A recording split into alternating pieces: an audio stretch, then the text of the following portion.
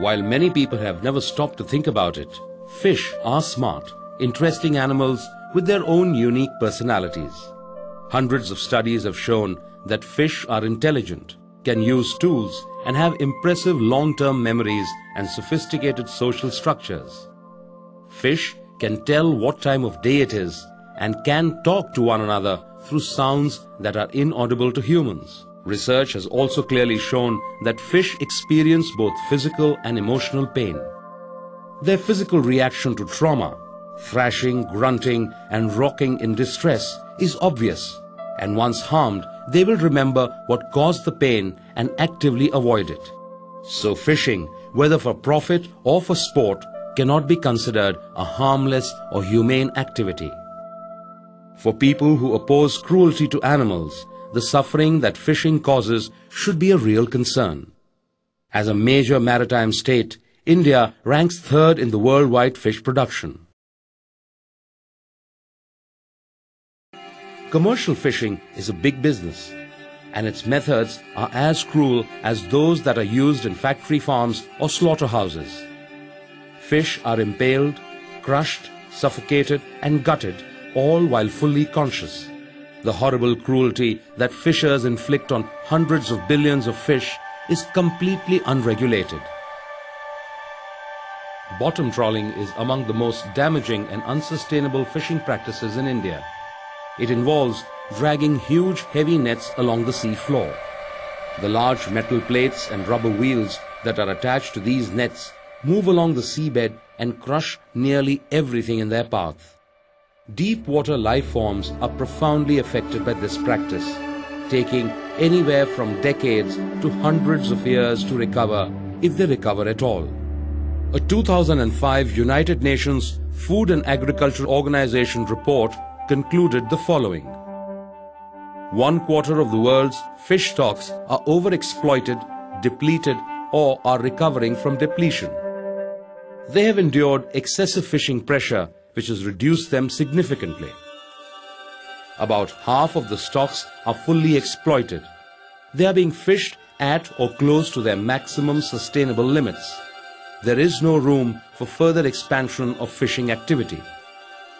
82 varieties of freshwater, cold water, brackish, and marine water fish are either endangered or vulnerable.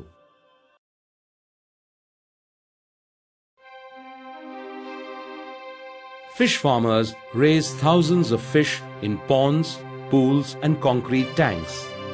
Aqua farms are located close to shorelines, and fish in these farms are packed into net or mesh cages. All fish farms are rife with pollution, disease, and suffering. According to investigators, the ponds in some government fish farms were kept in such an unhygienic condition that they were no better than drainage water, and many fish who were forced to live in dirty water contracted skin diseases. Fish were infested with parasites and suffered from other illnesses. Many ponds were so dirty that it was difficult to see whether there were fish in them.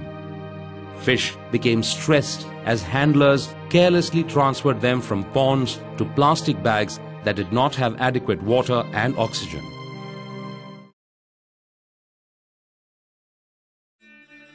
Many people grow up fishing without ever considering the terror and suffering that fish endure when they are impaled by hooks and pulled out of water for sport.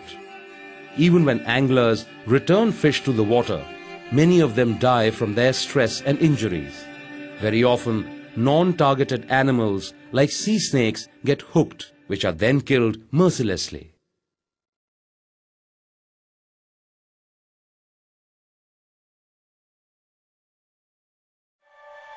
Conditions are extremely poor in local fish markets across the country. The markets flout basic hygiene and sanitation norms. In fish markets, fish are slaughtered openly and their blood strewn everywhere. Pieces of fish flesh can be seen lying on the floor, which was never cleaned. Flies were everywhere, risking contamination to the fish meat.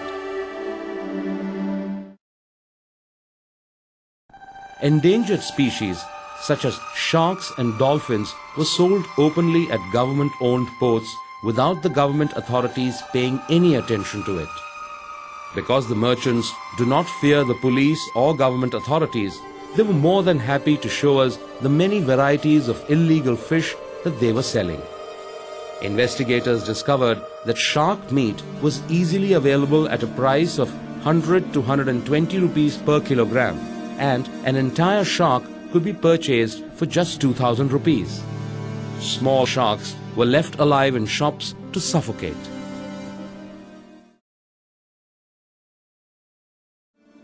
Commercial fishing and aquaculture have an extremely negative impact on the environment. Commercial fishing destroys biodiversity. As wide nets sweep up the fish in their path, they take coral habitats with them. Commercial fishers have devastated the ocean's ecosystem to the extent that some large fish populations are only 10% as large as they were in the 1950s. According to one study, the world's oceans could be empty of fish by 2048 because of overfishing, loss of habitat, climate change and pollution. Fish farms have caused serious eutrophication of water columns and sediment in enclosed coastal areas, causing seabed environment to become drastically depleted of oxygen.